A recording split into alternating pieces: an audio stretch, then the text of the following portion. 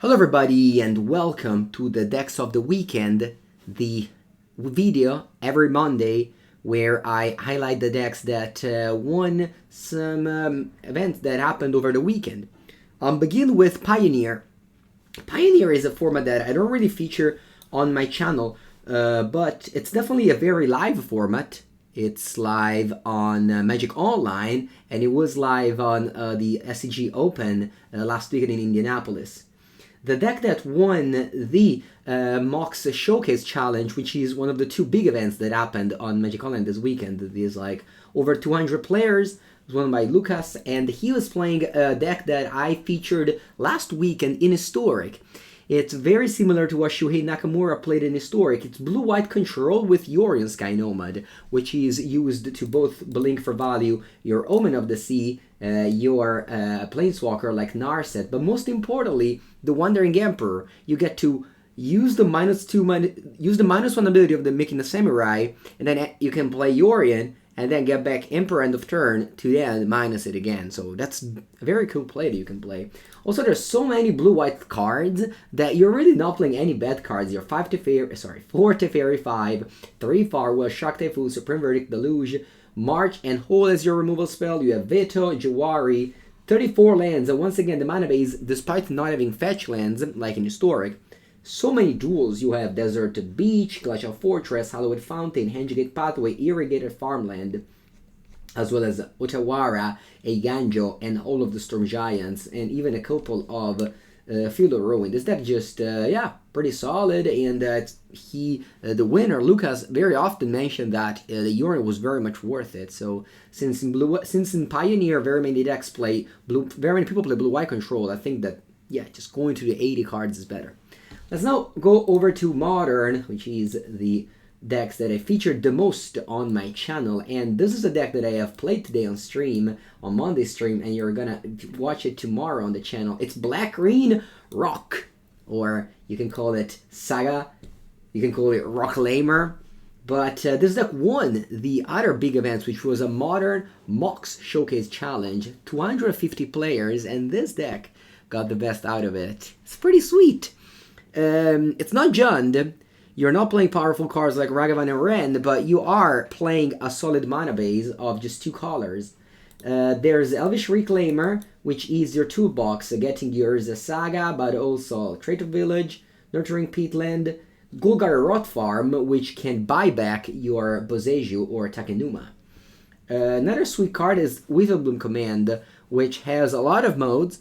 Most often you're going to just kill a removal spell and pick back a land. You can pick back up the Urza Saga, of course. Leon Veil is being proven to be good. Many decks are playing this card recently, and despite it hasn't seen a lot of play during Laluris days, it's definitely seeing play now. Confident, Dothy Voidwalker, Correction Crusader for the 4-color Omnath matchup. This deck is sweet indeed, and also Crime Punishment to kill the Saga tokens. Another deck that did well over the weekend that it's not very much played, it's not very often played, is Drazitron. Drazitron in this particular version without any copy of Chalice of the Void in the main, instead with Relic of Progenitus. And again, this is by Loriwa, which is a pretty prolific Drazitron player. 2 Urza Saga in his mana base among the, of course, Tron lands and the Eldrazi Temple. This is another deck that I will feature on the channel in the next days. It's cool. Again, no Chalice of the Void, but 4 Relic. Relic is so good at the moment. You have Is it Murktide? You have Grixis Shadow. You have and those two are just some of the decks. You have Red and 6 deck. Of course, you have the Dredge, Living and so on and so forth. So the Chalice of the Void is good, of course, against the same decks I mentioned, but Relic is just more broad, good, and it's better with Urza Saga, of course. You do have the map to keep on chaining sagas with, as a target, but Sideboard is pretty funny. It's just never sideboard any card. You have Oblivion Sour or Kozilek, which are the only card that you don't get with your card, and everything else is just card target. Very sweet target is Possessed Portal. 8 mana. So very hard to cast if you don't have Shower, if you don't have Tron.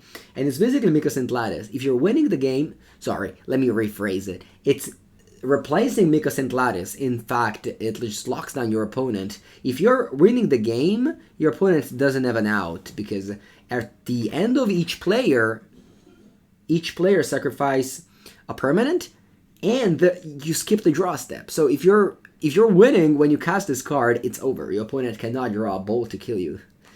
Pretty funny card. Win more, but I'm definitely trying it out.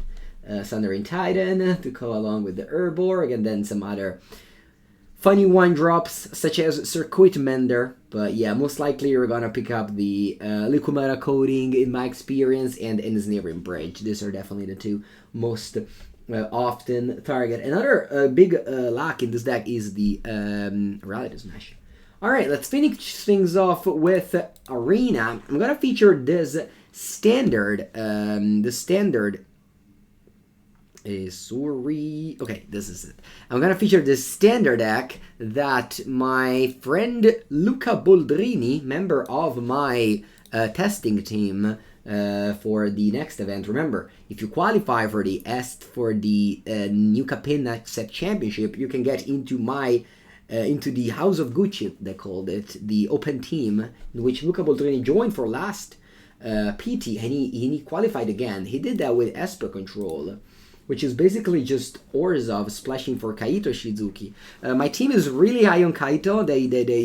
Jim Davis made the top 8 with like Rakdos splashing Kaito in Alchemy, and you see Luca now winning in Standard with a very similar idea of just black-white good cards featuring Kaito to just have the edge against the other black-white deck. So, but yeah, basically this is a black-white, but I definitely love the look of this deck, and really happy that, again, Luca won this.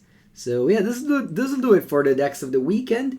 Of course, every week, lots of events happen, and this weekend in particular, I'm gonna compete in a Pauper event in Milan. So actually won't.